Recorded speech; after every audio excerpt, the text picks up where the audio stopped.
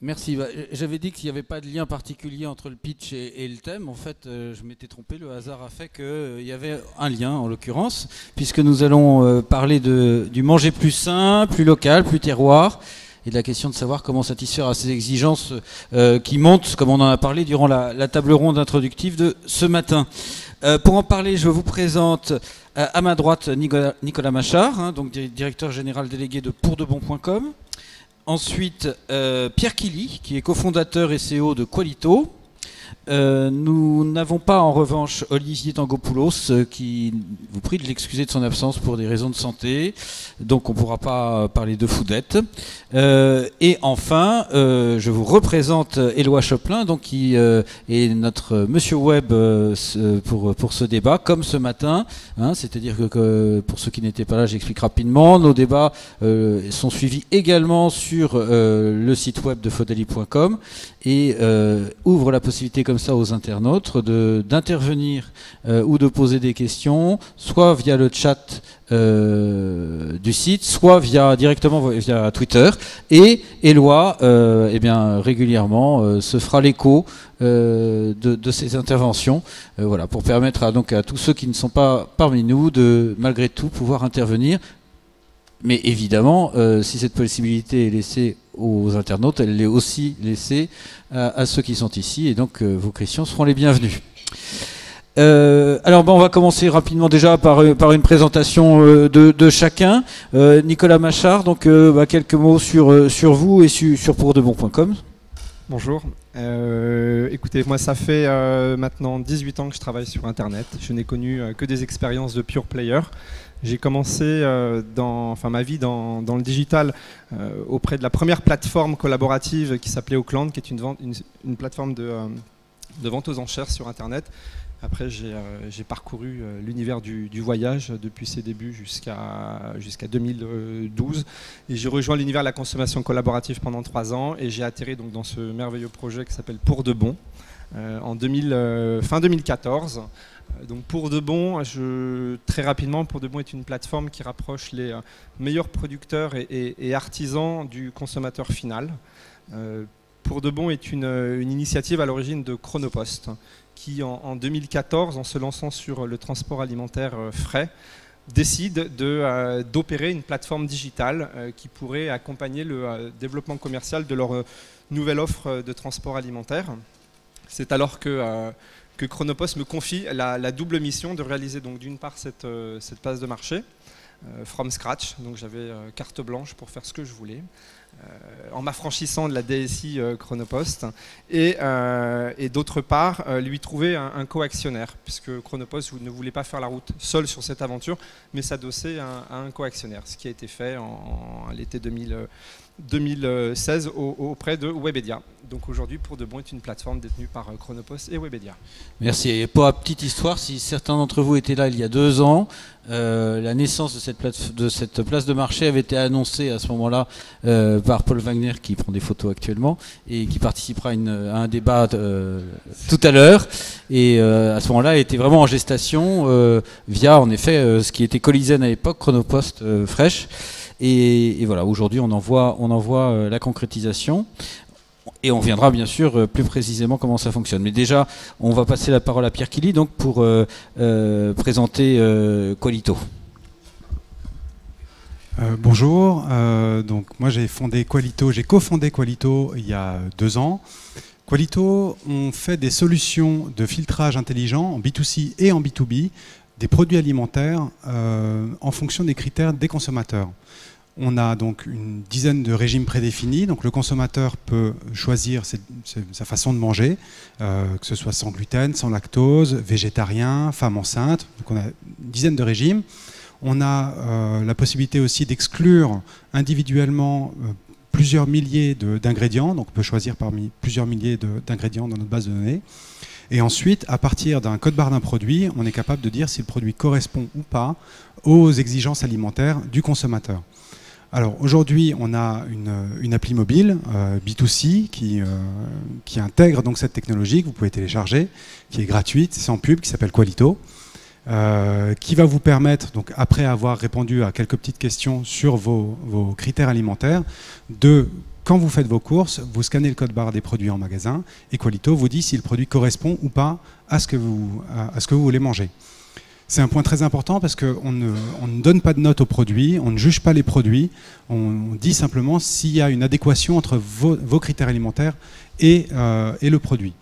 Et donc aujourd'hui, on propose aussi cette technologie aux distributeurs pour pouvoir l'intégrer, pour qu'ils puissent l'intégrer dans les sites de courses en ligne, dans leurs applis mobiles, dans les douchettes en magasin aussi, pourquoi pas, dans toutes leurs solutions digitales pour pouvoir proposer ce filtrage intelligent à leurs consommateurs.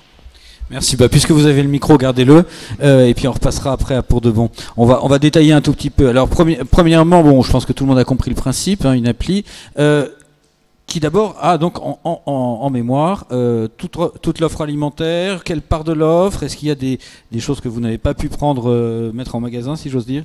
Alors aujourd'hui, on reconnaît à peu près 70% des produits qui sont scannés par nos utilisateurs. Ça fait combien de produits? On a 45 000 produits en base. Ouais. D'accord. Qu'est-ce qui manque? Il manque principalement certaines MDD, surtout les MDD de petits magasins. On a plutôt les grands distributeurs, mais commerce de proximité, quoi. Enfin, commerce de proximité, des petits magasins, des gens comme La Vie Claire ou Naturalia, qui sont pas des très gros comme Carrefour ou Auchan. C'est effectivement des endroits sur lesquels on est un peu moins bon. D'accord, mais enfin bon, 70% de l'offre alimentaire couverte et une fois que je sais que j'ai ça en stock, donc comment ça fonctionne plus précisément? C'est-à-dire que, alors vous avez expliqué, donc on rentre son profil suivant différents degrés de précision, et ensuite qu'est-ce qui se passe? Alors je scanne le produit, qu'est-ce qu'on me dit? On scanne le code barre. Le code barre, donc oui. On a un scanner de code barre dans l'appli, et une fois qu'on a scanné le code barre, on a immédiatement la réponse. Est-ce que ce produit correspond à mes critères alimentaires ou pas? On a ensuite. C'est oui, non ou c'est une. Alors on a 3 niveaux de lecture en tout. D'accord. On a un premier niveau de lecture qui est effectivement oui, non. Donc on a voulu quelque chose de très immédiat, très simple. Ensuite, on peut rentrer dans le détail sur pourquoi ce produit ne me correspond pas, voir avec quel régime il n'est pas compatible. Et ensuite, dans un troisième temps, on peut vraiment encore rentrer dans le détail. On peut toucher un ingrédient pour avoir plus d'informations sur cet ingrédient, comprendre pourquoi il ne nous correspond pas, et voilà. Et alors combien ça coûte? C'est gratuit. L'application est gratuite, oui. Magnifique.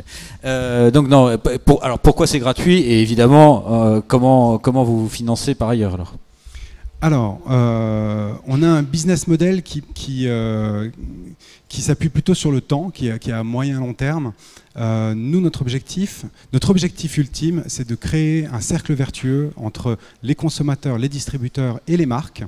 Parce qu'aujourd'hui, on voit bien que les consommateurs ont vraiment la volonté de reprendre la maîtrise sur leur alimentation, de comprendre ce qu'ils mangent et de choisir véritablement. Et ce qu'on a le sentiment, c'est que les distributeurs et les marques ont compris ça, mais ne savent pas encore très bien l'adresser, ne savent pas le comprendre dans la finesse, détecter les signaux faibles. Et donc nous, ce qu'on fait avec l'appli mobile et ce qu'on fait également avec le module qu'on propose aux distributeurs pour l'intégrer dans leur site de course en ligne, c'est de collecter les data. Excusez-moi, juste une parenthèse. Pardon. Ce que vous proposez aux distributeurs, c'est la même chose ou c'est une appli qui éventuellement est personnalisée à On leur propose une brique logicielle qu'ils peuvent intégrer dans leur solution digitale.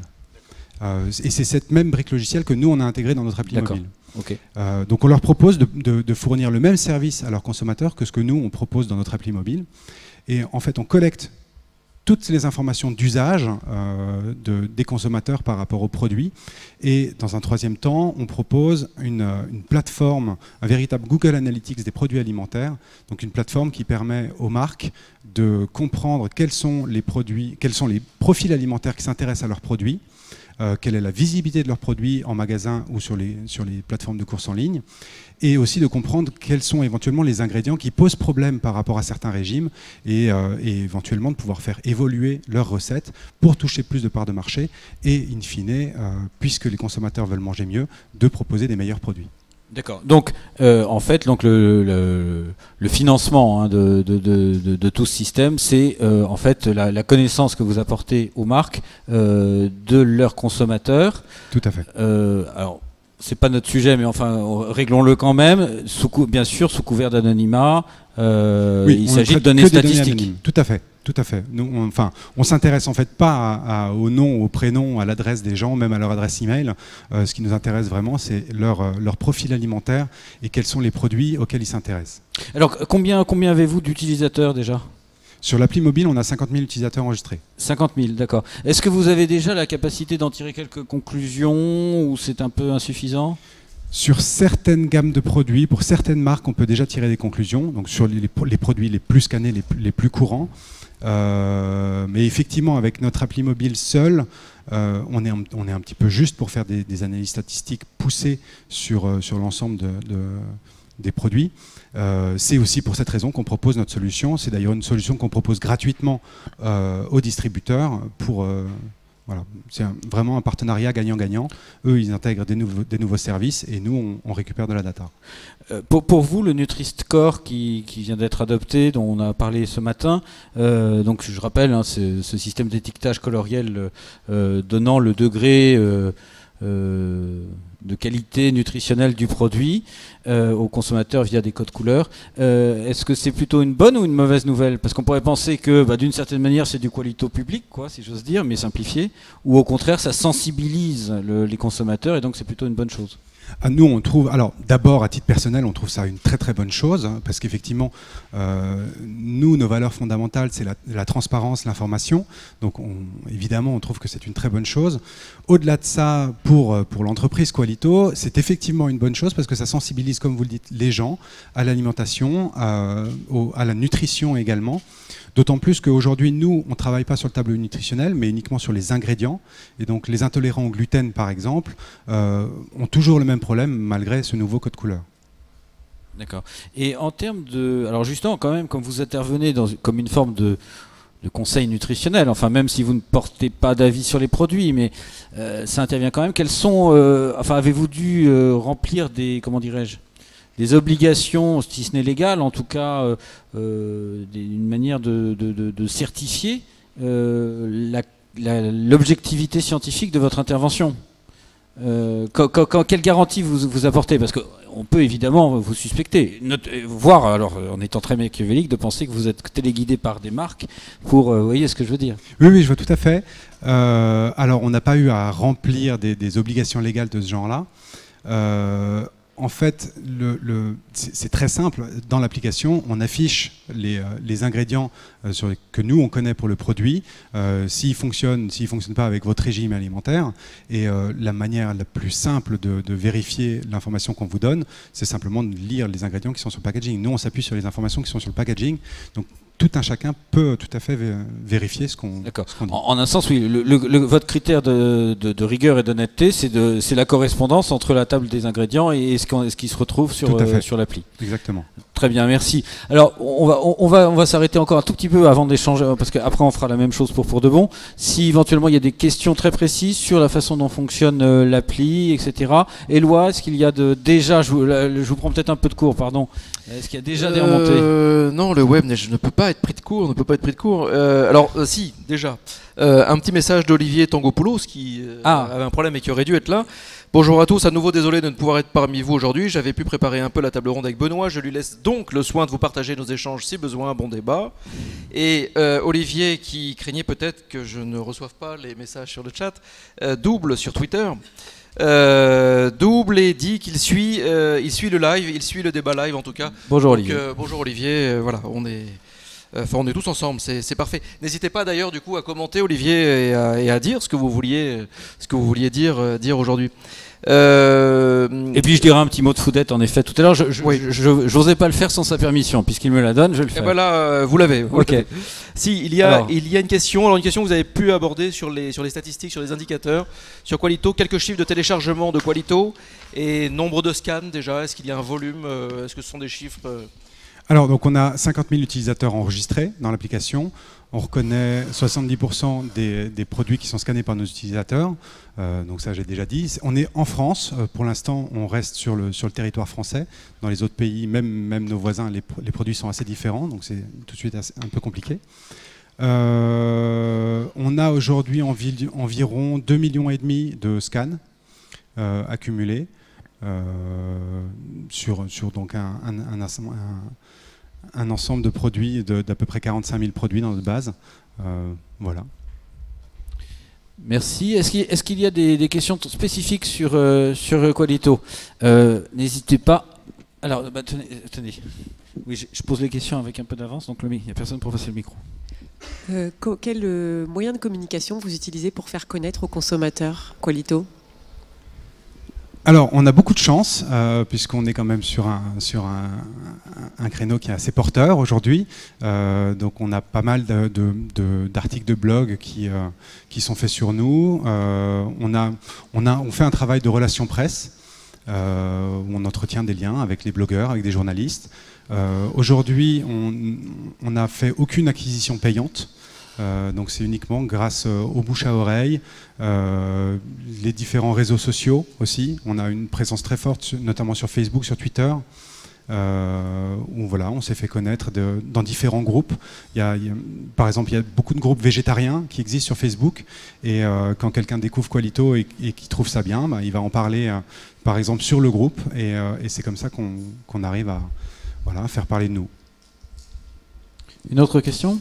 C'est par rapport à la composition des produits, donc bonjour d'abord. À la composition des produits, donc est-ce que vous traitez les listes d'ingrédients des packaging, ou est-ce que c'est les marques qui vous fournissent par l'intermédiaire d'Inco ou de ces éléments avec les allergènes ou ces éléments-là, qui vous fournissent la liste d'ingrédients?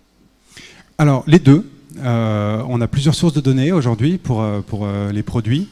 On a donc les marques, effectivement, on travaille pas mal avec les marques qui nous fournissent directement leurs informations parce qu'elles ont envie d'être présentes et d'avoir une présence dans l'appli.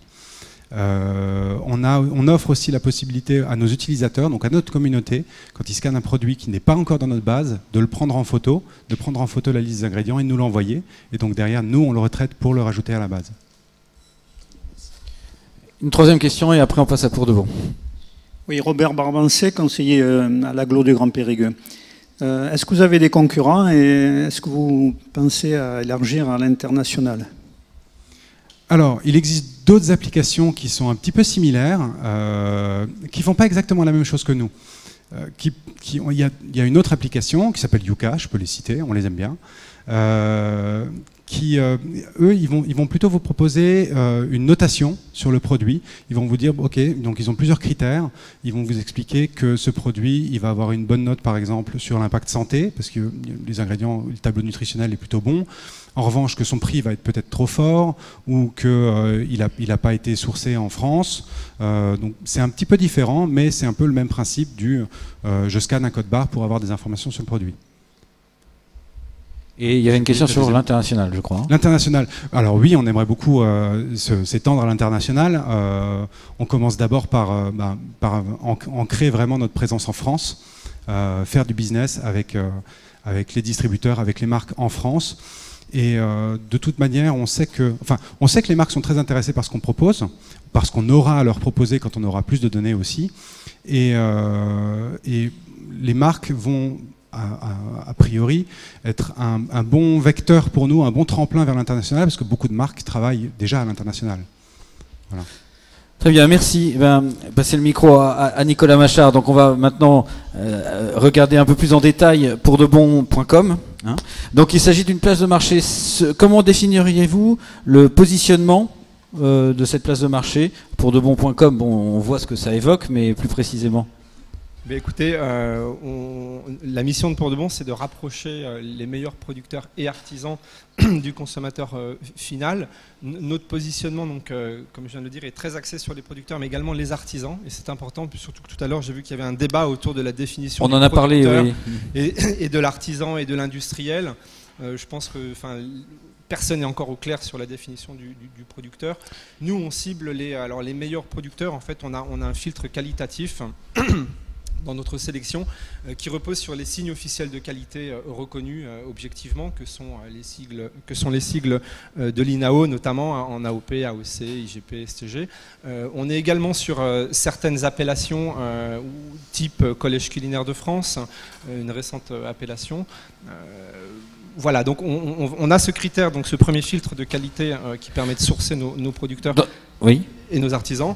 On repose aussi beaucoup sur la recommandation et la cooptation. Donc on fait confiance en nos producteurs pour nous recommander d'autres producteurs. Et également en un écosystème de chefs qu'on partage avec Webedia, donc de chefs gastronomiques, certains chefs étoilés qui font partie de la galaxie des sites de Webedia, qui vont nous aider à sourcer des producteurs de qualité. Actuellement, donc, vous avez combien de producteurs, combien de produits dans l'offre ? Alors aujourd'hui, on est lancé quand même depuis 5 mois. Donc le problème d'une marketplace, c'est qu'on ne constitue l'offre que dans le temps. On n'ouvre pas un site comme un site e-commerce avec un catalogue produit étoffé. Donc on a ouvert la marketplace il y a 5 mois avec une 50aine de producteurs. Aujourd'hui, nous avons un peu plus de 100 producteurs qui sont en ligne sur Pour de Bon, avec une trentaine dans le pipe, qui sont en cours de recrutement, pour lesquels on travaille sur leur catalogue produit. Voilà, donc cible pour septembre 2017, à peu près 150 producteurs. Et sur l'ensemble de l'offre alimentaire, il est possible maintenant grosso modo, de faire l'ensemble de ces courses chez vous ou pas encore ? Oui, tout à fait. À l'ouverture, ce n'était pas le cas, mais effectivement, aujourd'hui, on couvre tous les univers de bouche. Donc ça va de la boucherie, charcuterie, poissonnerie, l'épicerie fine, la partie caviste, viticulture et maraîchage. Donc les maraîchers étaient d'ailleurs un des points délicat lors de l'ouverture de la marketplace, puisque c'est un univers relativement compliqué à faire pénétrer dans le digital et qui puisait sur notre modèle. On est en train d'y réussir. Là, on a enfin toute l'offre qui est couverte depuis 1 mois et demi.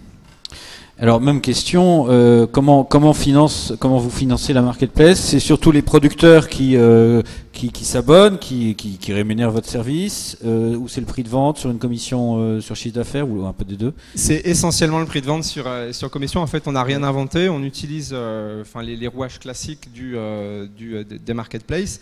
C'est-à-dire qu'on est un intermédiaire on est un facilitateur.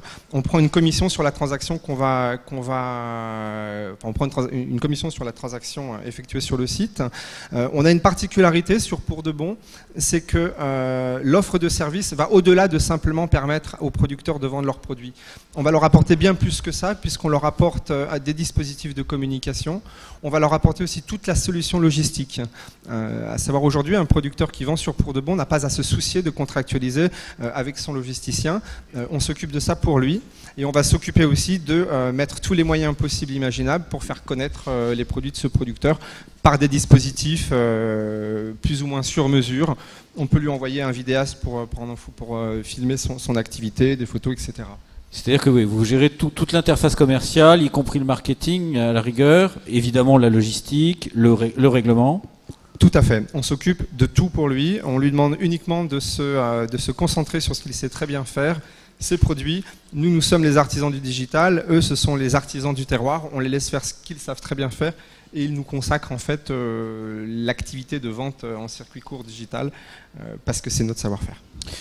Qu'est-ce que vous pouvez dire aujourd'hui des performances de la place de marché? Bon, j'imagine que vous n'allez pas me donner votre chiffre d'affaires, mais voilà, quelques indicateurs éventuellement. Écoutez, globalement, là, en plus je sors d'un comité stratégique, globalement nos actionnaires sont satisfaits, donc ça c'est déjà une bonne chose. On est plus ou moins en phase avec ce qu'on avait prévu de faire. Démarrage donc forcément progressif. Parce qu'encore une fois, on est une marketplace, il faut que l'offre soit suffisamment conséquente pour rencontrer la demande. Voilà, donc globalement, on est très satisfait, mais je dirais à la rigueur, c'est pas moi que ça regarde, je pense que c'est plutôt les acheteurs et nos producteurs. Globalement, le niveau de satisfaction, il est au-delà même de nos espérances. On a un niveau de satisfaction côté client qui est juste hallucinant. Enfin, je n'avais jamais connu ça jusqu'à présent dans mes expériences d'e-commerce. Et côté producteur, elle est effectivement excellente aussi, puisque on a maintenant chaque mois l'intégralité de nos producteurs qui vendent, ce qui est plutôt une belle réussite, puisque sur les marketplaces, souvent vous êtes dans la règle des 20-80, vous avez 20% des vendeurs qui vont faire le gros du business, et puis après vous avez toute la longue traîne, 80% des vendeurs qui ont du mal à émerger.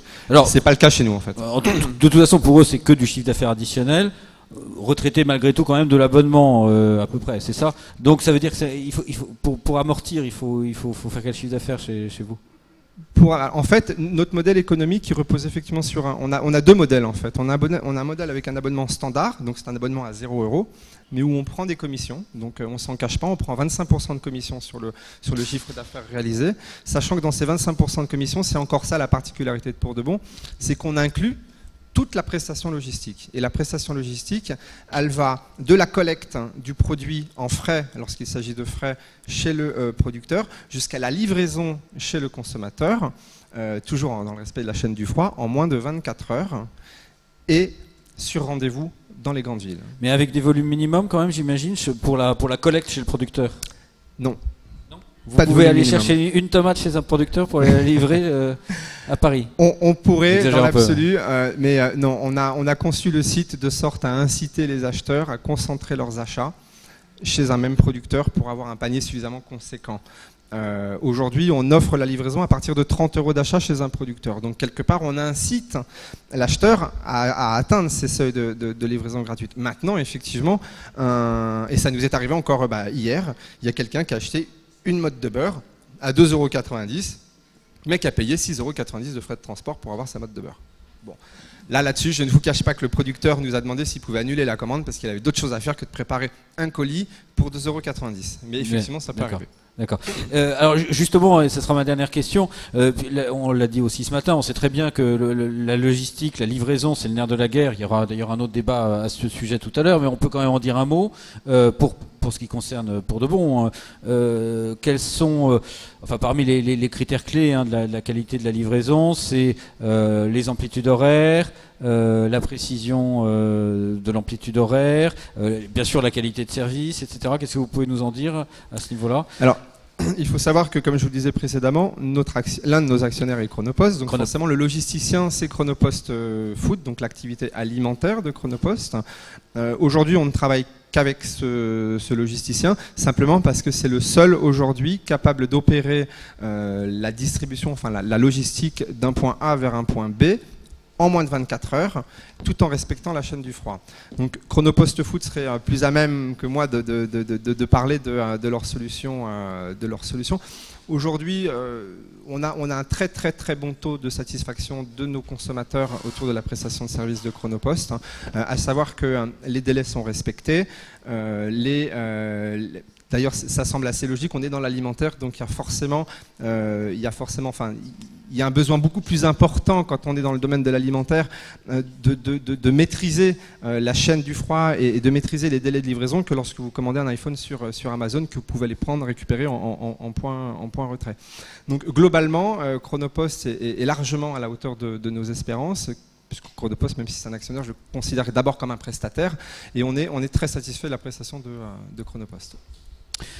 Merci. Éloi, est-ce qu'il y a des questions du web pour Oui, il y a quelques questions et toujours un message, puisqu'Olivier est en ligne, donc forcément il s'intéresse. Merci. Bravo Pierre pour Qualitos, je lis un tweet d'Olivier. Et là, il envoie une image que je vous encourage tous du coup à aller voir sur le hashtag Faudali, où il montre l'exemple typique d'une étiquette de mini-gâche Carrefour dont il s'interrogeait sur les méfaits des ingrédients. Bref, voilà, et on voit une étiquette avec énormément de données. Et je pense qu'il dit par là qu'une appli comme ça, c'est un bon service. Vu la complexité d'une étiquette nutritionnelle complète. Pour y voir clair. Alors on a une question, est-ce que ça pourrait inciter les marques à simplifier leurs étiquettes? Et alors je vais un peu plus loin avec cette question du coup. Est-ce que vous sentez tous les deux que vous stimulez finalement les grandes surfaces, les acteurs traditionnels, avec ces outils perturbateurs quelque part, pour eux? Alors, vis-à-vis des marques, en tout cas, il y a un certain nombre de marques, des petites marques, mais aussi des grandes marques, des grands groupes, qui nous ont eux-mêmes sollicités et pour lesquels on n'est pas du tout un perturbateur, mais au contraire, qui ont déjà compris ce qui est en train de se passer, qui se rendent compte qu'effectivement, ils ont du mal à l'adresser directement et qui nous voient comme une aubaine.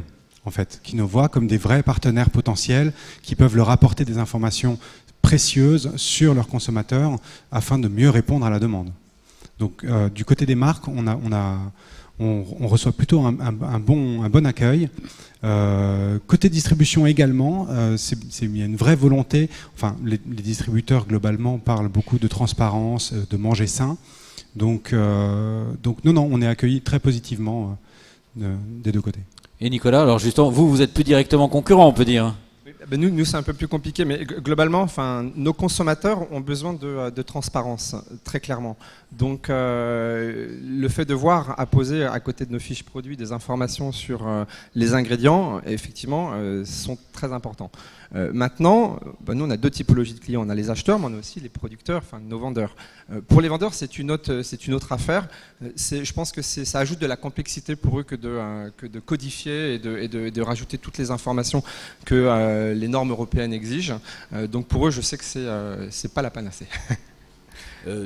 Dit autrement, d'ailleurs, oui, en termes concurrentiels, bon, on pourrait ergoter longtemps là-dessus, mais les places de marché, en effet, sont promises à un bel avenir, mais est-ce que vous ne craignez pas justement qu'un jour, d'une certaine manière, la grande distribution aussi a vocation, elle le fait déjà d'une certaine manière par ses sites d'e-commerce, à constituer une place de marché. Donc est-ce qu'à terme, vous avez toutes ces initiatives ne risquent-elles pas de se faire absorber par leur puissance ? Même pas peur. Non. On a, je pense qu'on est en train d'ouvrir une brèche. Je pense que Pour de Bon et bien d'autres initiatives de marketplace d'ailleurs qui sont en train d'éclore et que je félicite et que j'encourage d'ailleurs, je pense qu'on est en train d'ouvrir une nouvelle brèche. Très clairement, les grands industriels, les enseignes de grande distribution regardent ce qu'on est en train de faire. Je ne vous cache pas que je les ai quasiment toutes rencontrées. Maintenant, si je dois faire un parallèle par rapport à mon passé dans le digital, quand j'ai commencé dans le voyage en 2004, on me disait jamais vous arriverez à vendre des séjours sur Internet, c'est pas possible. Ce qu'on entendait tout à l'heure dans le pour l'habillement, voilà, pour l'habillement, etc. C'est que M. Moati n'a pas cité le voyage, qui était pourtant un des précurseurs bien avant l'habillement, où là on parle de plusieurs dizaines de milliards d'euros. Et moi je m'entendais régulièrement dire, alors parfois Internet ça marchera jamais. Ça c'était en 99, mais par contre je m'entendais aussi régulièrement dire effectivement des vols à 1000 francs, donc 150 euros, vous arriverez à en vendre, mais jamais vous arriverez à vendre des vols à 200 ou 300 euros, c'est pas possible. Et puis alors les séjours à 2000 ou 3000 euros, n'y pensez même pas, parce que de toute façon on a besoin d'un conseil, on a besoin de rencontrer quelqu'un, c'est un investissement engageant, etc. Aujourd'hui, à peine 10 ans après, on a plus de la moitié du marché du e-tourisme en fait est sur le digital. Donc tout ça pour dire et capté en fait par des pure players, c'est des Expedia, des Last Minute, des Opodo, ça n'est pas les Thomas Cook, Nouvelles Frontières que vous avez régulièrement vus auparavant. Donc je fais ce parallèle parce que je pense qu'il y a quelque part peut-être une perte de crédibilité de la part des enseignes de grande distribution vis-à-vis du consommateur pour aller justement préempter ce marché qui est le marché du direct producteur.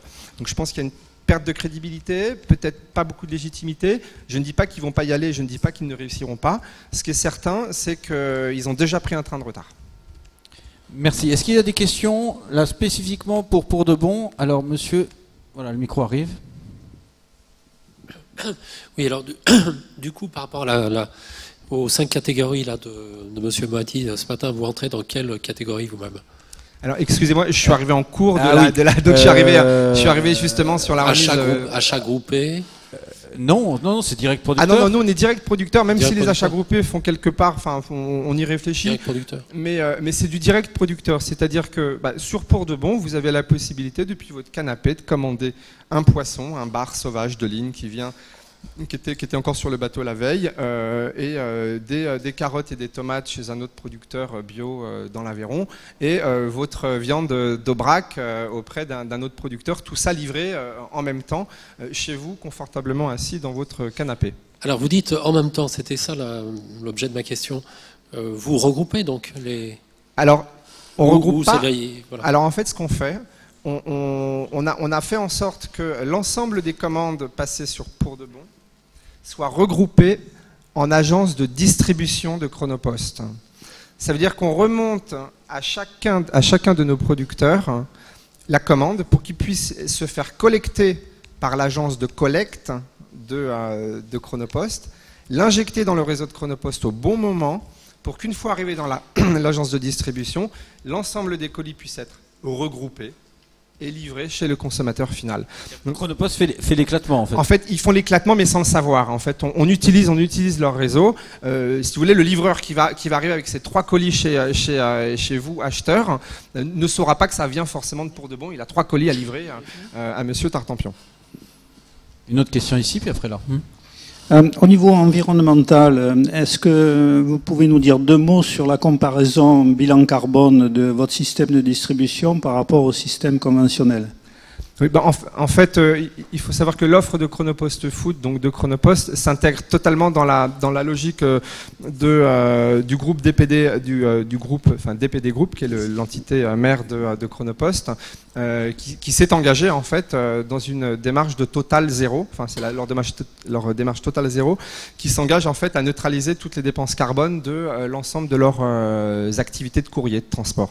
C'est-à-dire que le groupe La Poste, et d'ailleurs même le premier postier, à neutraliser ces dépenses carbone, voilà, par divers moyens, donc en plantant des arbres en Amazonie, en faisant plein de choses. Là, pour le coup, le sujet m'échappe un peu, mais il y a une démarche totale zéro au sein du groupe DPD Group et donc de La Poste.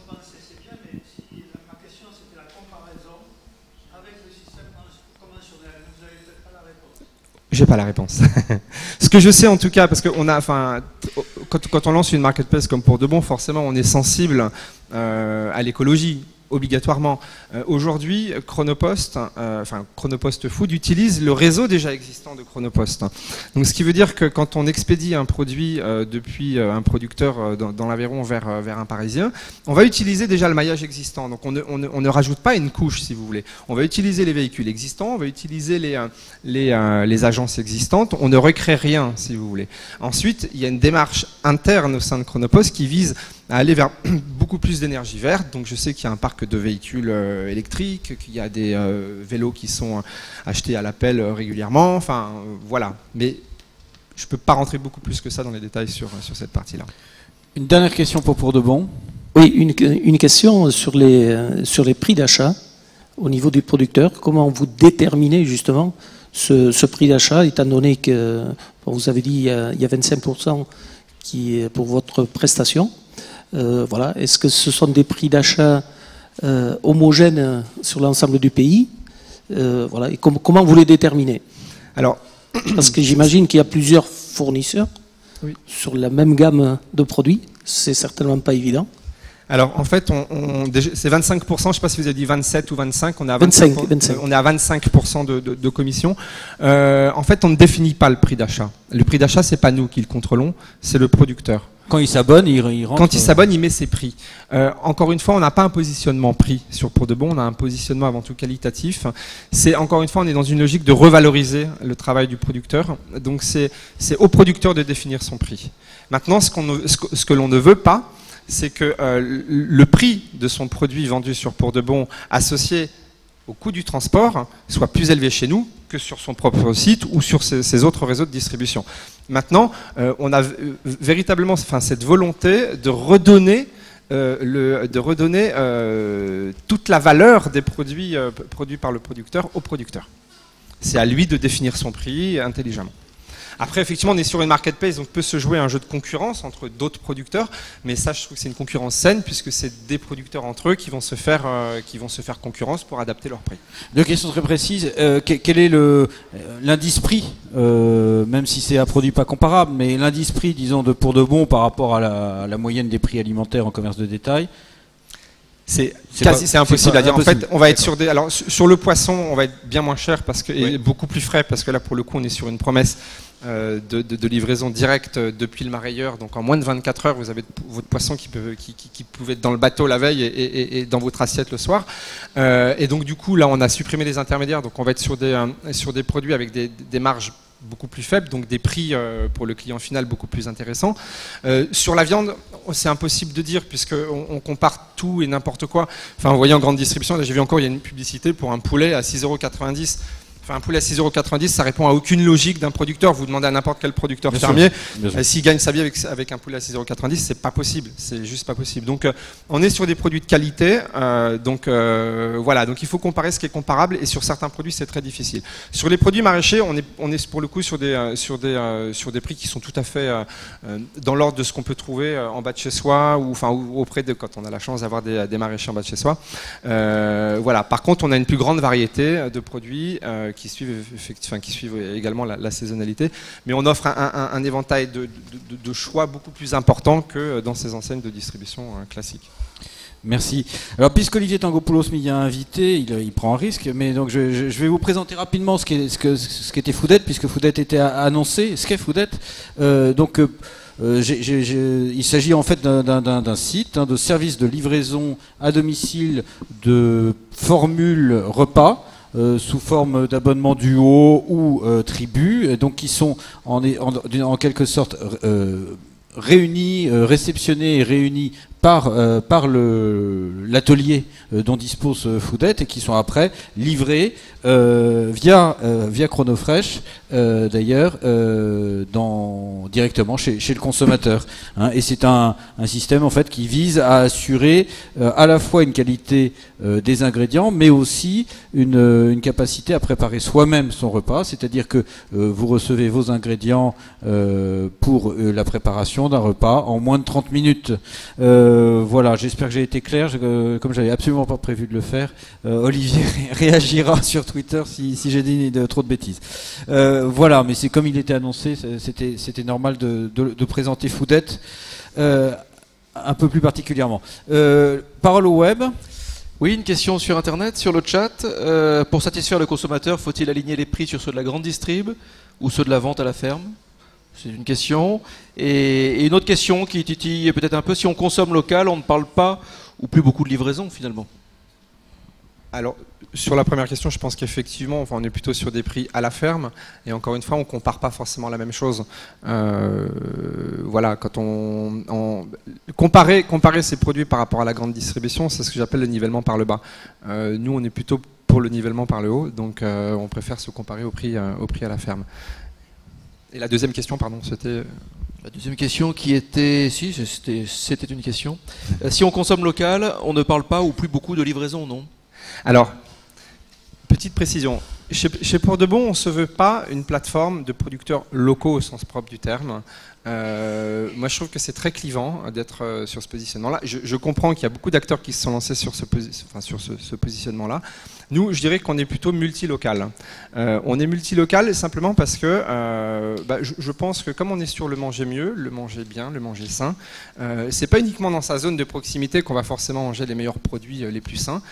Il est compliqué pour un Parisien de manger de la tome de Savoie. Surtout en AOP, parce que qui dit AOP, forcément, elle est produite en Savoie, ou de se délecter d'un très bon vin de Bordeaux ou de Bourgogne quand on est parisien, ou lillois, ou brestois. Voilà. Et inversement, quand on habite Brest, effectivement, on peut manger du très bon cochon. Il y a du noir de Bigorre. Par contre, quand on est lillois, c'est peut-être plus compliqué d'avoir du noir de Bigorre dans son assiette. Donc nous, on va plus loin dans la démarche. On est vraiment une plateforme qui agrège en fait du multilocal, donc des producteurs locaux qui rayonnent localement et qui peuvent également, grâce à nous, rayonner régionalement et nationalement. Alors juste, pardon, allez. Non, Benoît, juste pour dire que Olivier s'en remettait complètement à vous et il a raison, il disait qu'il a confiance et il a eu raison d'avoir confiance. Bon, merci à lui. Avant de vous repasser la parole, juste une question un peu transversale à vous deux, puisque bon, d'une certaine manière, c'est un peu difficile de vous faire échanger dans le sens où l'un représente, pour aller vite, le manger sain et l'autre le manger local, pour aller vite. Donc d'une certaine manière, en même temps, vous illustrez justement ce qu'on était censé expliquer ou observer maintenant. Alors en revanche, ce qui vous réunit, c'est le fait que vous servez cette cause, l'une ou l'autre, via en fait une application technologique, une nouveauté technologique, un outil. dans quelle mesure, alors on en reparlera d'ailleurs sans doute demain, et puis c'est évoqué à d'autres débats, hein, mais dans quelle mesure, jusqu'où peut aller l'incursion de la technologie dans des actions physiques, hein, qui sont le fait de faire ses courses, le fait de manger, etc. Dit autrement, par exemple pour Qualito, quelle est la capacité du consommateur ou de la consommatrice, par exemple en magasin, mais pas forcément, c'est vrai, à aller s'interroger sur la liste de ses produits, la liste d'ingrédients de ses produits, c'est-à-dire grosso modo, une mère de famille qui fait ses courses pour une semaine, elle va acheter, je ne sais pas, mais 100, 150, 200 produits. A-t-elle vraiment la capacité de recourir à votre appli? Alors excusez-moi, là je ne suis pas très vendeur pour vous, mais ça vous oblige à répondre. Non, c'est une très bonne question. En fait, Qualito à la base, le cœur de nos utilisateurs sont des gens qui, de toute manière, lisent les ingrédients des produits avant de les acheter. Donc ce qu'on leur propose, c'est de pouvoir le faire en une demi-seconde au lieu d'y passer 25, 30, 40, 50 secondes. Parce qu'il faut prendre le produit, identifier où se trouve la liste d'ingrédients, la lire, c'est souvent écrit tout petit, c'est parfois très long, avec des termes qu'on ne comprend pas. Donc nous, c'est ça, on s'adresse en tout premier aux gens qui ont déjà cette démarche-là, et on leur propose de se faciliter la tâche. Juste très rapidement, on parlait du chiffre rapidement tout à l'heure.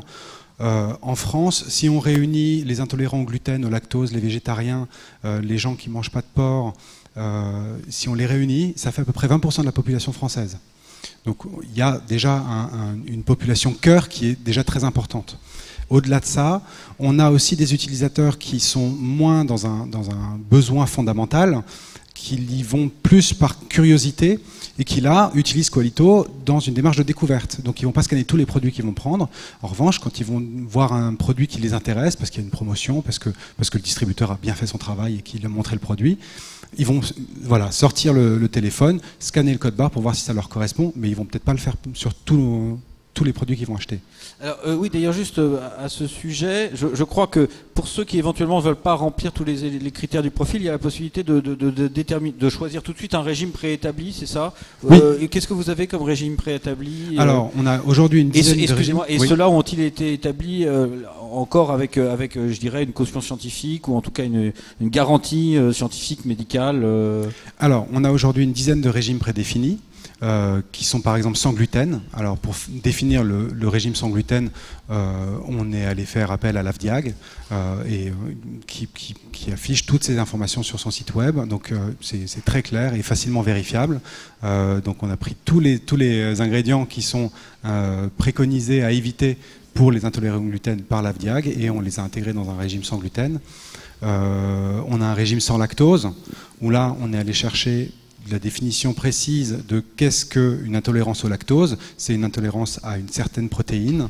Et du coup, nous, on est allé faire la recherche de l'ensemble des ingrédients qui intègrent pour sûr ou qui peuvent éventuellement l'intégrer. Parfois, on a un point d'interrogation sur certains ingrédients. C'est comme ça qu'on a fait donc ces régimes. Donc aujourd'hui, on s'adresse aux intolérants au gluten, au lactose. On a un régime végétarien, on a un régime végétalien. Sans additifs à risque, on a un régime femme enceinte, sans huile de palme, sans fruits à coque et voilà. Bio, question bio. Alors bio, on n'est plus sur les ingrédients précis, on est plutôt sur la qualité d'ingrédients et en fait surtout sur le label. Aujourd'hui, on n'intègre pas encore les labels. Ça fait partie. Aujourd'hui, on fait vraiment que les ingrédients, mais les labels, le tableau nutritionnel, c'est des choses sur lesquelles, évidemment, on veut avancer assez vite. Ça serait pas très compliqué de les ajouter, si? C'est du travail, surtout au niveau de la collecte d'informations. D'accord. Avant de vous repasser la parole, question parallèle pour Nicolas sur les éventuelles limites des outils technologiques par rapport à la distribution alimentaire classique, dans ce cas-là de physique justement. Alors vous disiez que vous étiez un pure player. Or, on va le réévoquer demain, mais on s'aperçoit que souvent les pure players sont pas si purs que ça. C'est-à-dire qu'à un moment ou à un autre, ils sont tentés par le magasin. On l'avait vu il y a 2 ans aussi à cette même table ronde. Enfin, je veux dire, régulièrement, les pure players, alors ça commence par le showroom, mais en général, ça va même plus loin, sont tentés par l'expérience physique. quel est votre... Alors vous, bon, c'est très jeune pour vous, peut-être pour répondre à la question, vous êtes à peine développé, mais enfin, voilà, comment vous réagissez à ce type de problématique? Écoutez, c'est amusant, j'ai connu la même chose dans l'univers du voyage. C'est-à-dire que toutes les enseignes, Pure Player se sont lancées en étant uniquement sur le digital, et après s'est posé effectivement la question d'avoir des flagships ou d'avoir une présence physique quelque part. Promo Vacances d'ailleurs est un bon exemple. Mais c'est pas forcément un exemple de succès. Je pense que c'est vraiment plus pour travailler la notoriété, la confiance dans la marque, que véritablement pour faire du chiffre d'affaires. Aujourd'hui, j'ai pas d'avis sur la question. Je pense que il peut se poser la question de faire quelque chose en franchise ou en partenariat, pourquoi pas, mais on en est loin encore. Je pense que ça, c'est un sujet qu'on pourrait être amené à évoquer au cours de certaines opportunités qu'on pourrait avoir au cours de rencontres. Mais aujourd'hui, c'est pas du tout, il n'est pas du tout prévu de revenir vers le brick and mortar. On reste un pure player.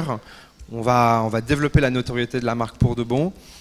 On va consolider notre relation avec nos producteurs. Et après, on verra si ça commence, si effectivement on va vers des points de vente physiques. Ça pourra s'opérer de manière éphémère, vers des points éphémères pour permettre d'organiser des meet-up, comme se fait souvent dans le digital. C'est permettre de faire se rencontrer nos producteurs avec nos consommateurs. Et puis après, on verra si effectivement il y a un vrai besoin. Mais là, c'est plus d'investissement. Enfin, on n'est plus dans la même logique digitale que ce qu'on est en train de créer pour le moment. Est-ce qu'il y a des questions dans la salle ou des interventions? Il y en a déjà eu, mais il peut y en avoir encore. Alors ici, pas de chance, le micro était de l'autre côté. Si, il vaut mieux le micro, comment dire, retransmis. Donc rebonjour, c'est par rapport à Pour de Bon, sur une même unité de besoin, quel est votre cahier des charges et quel est votre mode de sélection des fournisseurs sur une même unité de besoin? Qu'est-ce que vous entendez par une même unité de besoin? Une terrine de foie de canard, par exemple. Si plusieurs fournisseurs se postulent à livrer par l'intermédiaire de Pour de Bon, est-ce que vous sélectionnez plusieurs fournisseurs ou est-ce que vous en sélectionnez qu'un seul et sur quels critères? Oui, alors effectivement, on a des critères de sélection qui vont se faire en fonction de nos univers. Comme je vous disais, on est une marketplace, donc on a besoin d'étoffer l'offre. Et pour qu'on soit crédible, il faut qu'il y ait suffisamment de producteurs qui puissent rentrer en concurrence les uns avec les autres sur certaines lignes de produits. Bien évidemment, on arrêtera le recrutement sur des lignes de produits si on a trop de producteurs sur cette ligne de produits. On n'a pas de chiffres encore pour le moment, on n'a que 100 producteurs répartis assez équitablement sur 8 univers. Donc on a encore beaucoup de marge. Donc aujourd'hui, je dirais qu'on va axer nos recrutements sur quelques familles de produits sur lesquels on peine en fait au niveau du sourcing, mais on fermera assez facilement les yeux si on a effectivement 3, 4, 5 producteurs qui proposent à peu près le même produit. On n'est pas encore assez exigeant pour le moment au point de refuser des producteurs, si tant est qu'ils respectent effectivement notre cahier des charges. Donc notre cahier des charges, c'est ce que je disais tout à l'heure, on va sélectionner nos producteurs en fonction de critères objectifs de qualité, donc en fonction de leur méthode de production, donc qu'elle soit artisanale. En agriculture raisonnée, ça c'est une évidence, donc pas d'industriel, pas de conventionnel sur Pour de Bon. Voilà, donc on va suivre les règles de l'INAO aussi, donc on va se servir des produits qui sont sur appellation AOP, AOC, etc. Et sur recommandation de chef, donc c'est ce que je disais tout à l'heure, qui pour nous est un filtre qualitatif assez important, puisque force est de constater qu'aujourd'hui, il y a quand même beaucoup de producteurs qui font des très très bons produits et qui en fait veulent pas passer en bio parce que c'est très compliqué, se fichent parce que c'est aussi des contrôles sanitaires, d'hygiène, etc. qui sont très lourds à gérer et qui savent que de toute façon leurs produits sont très bons. Généralement, ils n'ont pas trop de problèmes à les écouler. Voilà. Et puis, ils sont largement recommandés par des gens qui savent très bien cuisiner leurs produits. Et voilà. Donc, on va aussi vers ce type de producteurs qui ont cette capacité à produire des bons produits sans être forcément étiquetés en tant que tels. C'était peut-être un mauvais exemple, la terrine de foie de canard, mais sur un AOP justement ou un IGP, sur le vin du Minervois, il y a plusieurs producteurs qui veulent se mettre sur cet élément. Vous pouvez proposer pour un même IGP plusieurs producteurs. Tout à fait. Tout à fait. Et là, c'est aussi là qu'on tire toute la puissance d'une marketplace, c'est on va avoir là du coup, et c'est un avantage, c'est un plus pour le consommateur final, c'est une pseudo-mise en concurrence plutôt saine entre les producteurs sous la même AOP. Et ça, oui, c'est même plutôt votre intérêt d'avoir. Et c'est dans notre intérêt parce que quelque part, ça peut effectivement tirer les prix vers le bas, mais c'est sain. C'est-à-dire que c'est le marché qui va le déterminer. C'est pas un acheteur qui va taper très fort sur la table. Petite question indiscrète au passage, le panier moyen, on peut le connaître ? Oui, tout à fait. En fait, alors je communique pas forcément sur le chiffre d'affaires, même si on n'a pas de honte particulière, mais par contre, on est à peu près sur des paniers moyens à hauteur de 65 €, sachant qu'on a en moyenne 1,5 vendeurs par commande. C'est-à-dire qu'en fait, et ça c'est un bon learning, puisque initialement on pensait qu'on aurait 2 à 3 producteurs par commande, mais en fait force est de constater qu'on est plutôt sur une moyenne de entre 1,5 et 1,7 pour être très honnête. Et le taux de réachat ? Alors c'est compliqué de le mesurer pour le moment. Ce que je peux vous dire, c'est que notre meilleur réacheteur, il en est à sa 50e commande en 5 mois. 50 commandes en 5 mois ? C'est un restaurateur, non ? Non, et c'est un particulier. C'est absolument incroyable. Je crois que quasiment, toutes les semaines, on a des commandes de cet individu qui en plus dépose des commentaires extrêmement positifs et c'est vraiment un expert. Le premier apprentissage de ces 5 mois, c'est qu'on adresse vraiment une communauté de gens qui sont experts dans ce qu'ils consomment. J'apprends moi tous les jours sur certains produits grâce à nos consommateurs. Et ils sont très exigeants. Une autre question ? Sylvie Labalte, conseil en développement. Justement, vous citiez tout à l'heure le bar de ligne qui était pêché le matin, qui pouvait arriver le lendemain. Donc ça veut dire que tous les matins, votre pêcheur dit j'ai 4 barres de ligne, un peu plus j'espère pour lui, mais il y a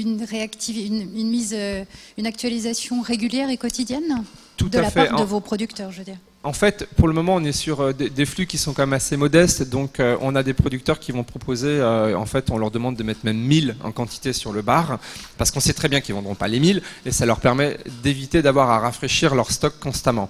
Mais donc, on sait par contre que du bar, ils en auront tout le temps. Peut-être 10 sur un matin, peut-être 3, peut-être 25. Ceci étant, ils ne vont pas vendre 25 bars pour le moment, chaque jour. Donc aujourd'hui, on arrive, c'est complètement scalable. Demain, il y aura forcément des ajustements à faire. Mais aujourd'hui, pour revenir sur l'exemple du bar, en fait, nous on travaille avec des marailleurs qui sont donc tous les matins à la criée, notamment de l'Octudie, par exemple, pour ne citer que j'ai rencontré il y a un mois maintenant. Et donc eux, ils vont donc sur la criée et ils savent déjà les poissons qu'ils ont à vendre sur Pour de Bon. Donc ils les achètent et ils sont expédiés dans la foulée directement auprès du consommateur final. Autre question, intervention de la salle, juste derrière.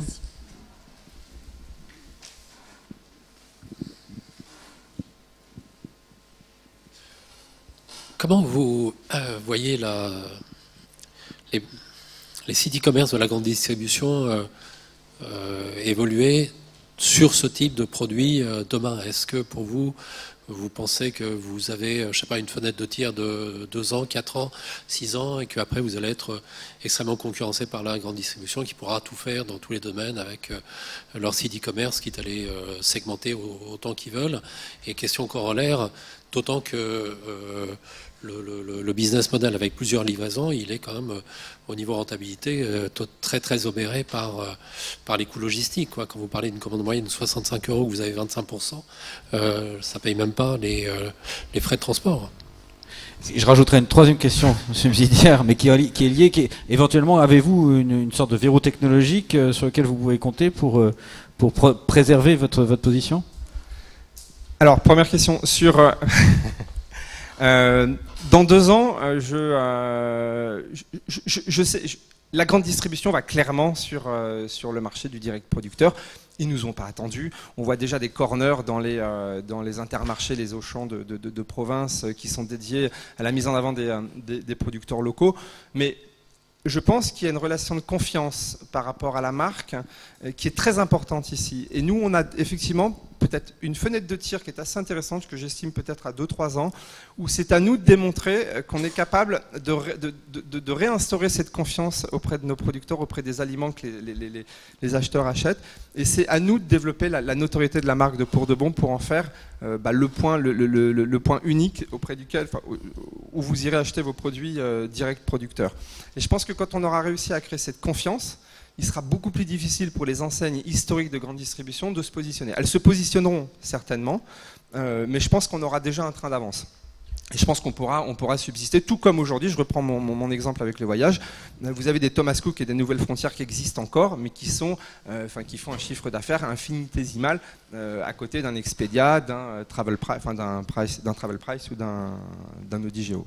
Alors sinon, rentabilité du business model par rapport au coût de livraison? Alors la rentabilité du business model, on est effectivement sur des business de volume, donc il va falloir que pour de bon on fasse beaucoup de volume, pour qu'on puisse à la fois baisser les coûts logistiques, puisque les coûts logistiques ils sont liés en fait, ils sont directement liés en fait aux colis que vous allez collecter. Si on va collecter chez un même producteur 10 colis, ça coûte moins cher à Chronopost, ça nous coûte donc de fait moins cher. Et si on va livrer des points de vente en plus grande quantité, ça coûte aussi moins cher. Ensuite, je parie sur le fait que le transport, la logistique, coûtera de moins en moins cher dans les prochaines années, pour plusieurs raisons, mais c'est un autre débat. Donc, on est très clairement sur un business de volume. Aujourd'hui, pour dégager de la rentabilité, il faudra qu'on fasse effectivement du volume. Et le verrou technologique ou éventuellement, enfin la protection anticoncurrentielle, si j'ose dire? Le verrou technologique, je pense qu'il passera avant tout par la notoriété, par la confiance qu'on a réussi à créer, par l'attachement à la marque. Donc c'est pas véritablement un verrou technologique, même si quelque part on construit une plateforme qui va permettre à des producteurs d'instaurer un lien direct avec son consommateur. Elle est là en fait la technologie. C'est qu'on va permettre aux producteurs et aux consommateurs de commercer directement l'un avec l'autre. Il y a d'autres sociétés qui sont en train de faire la même chose que nous. Je pense qu'il sera beaucoup plus difficile pour les enseignes de grande distribution d'être légitimes sur ce positionnement-là. Pierre, même question pour vous. On peut imaginer que demain quelqu'un reprenne votre idée, parce que enfin c'est beaucoup de travail sans doute, mais maintenant c'est pas non plus. L'idée était bonne, hein, je la critique pas, mais elle peut être reprise. Voilà. Donc quelle est éventuellement votre protection, votre avance? C'est le fait d'avoir de l'avance sur le concept. C'est quoi? Alors il y a plusieurs éléments. Le premier élément, en général, un concurrent qui veut rentrer sur ce type de marché, une des approches qu'il peut avoir pour percer sur le marché, c'est de se vendre moins cher. On propose une technologie gratuitement.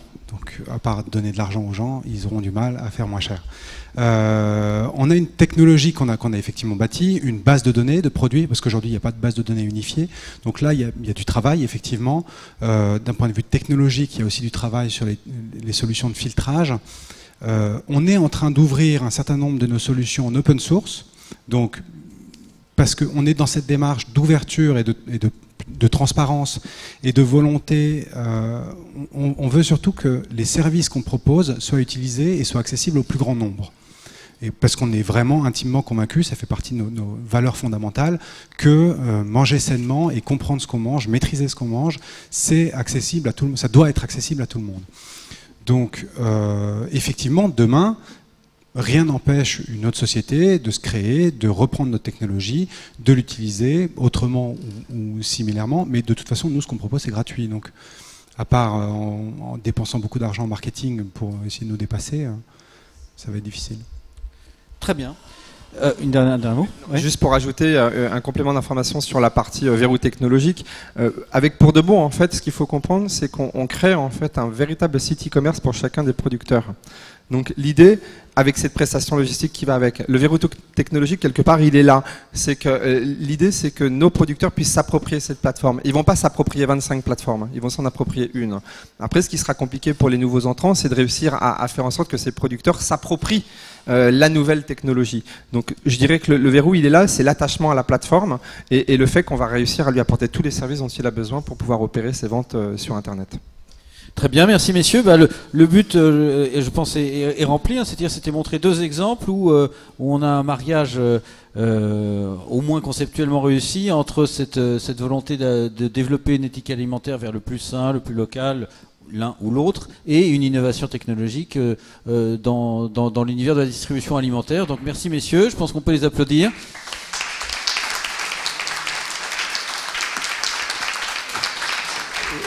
Merci aux internautes aussi, et chacun pourra retrouver sur le site les traces que nous laisserons. Bonne fin de journée et à bientôt.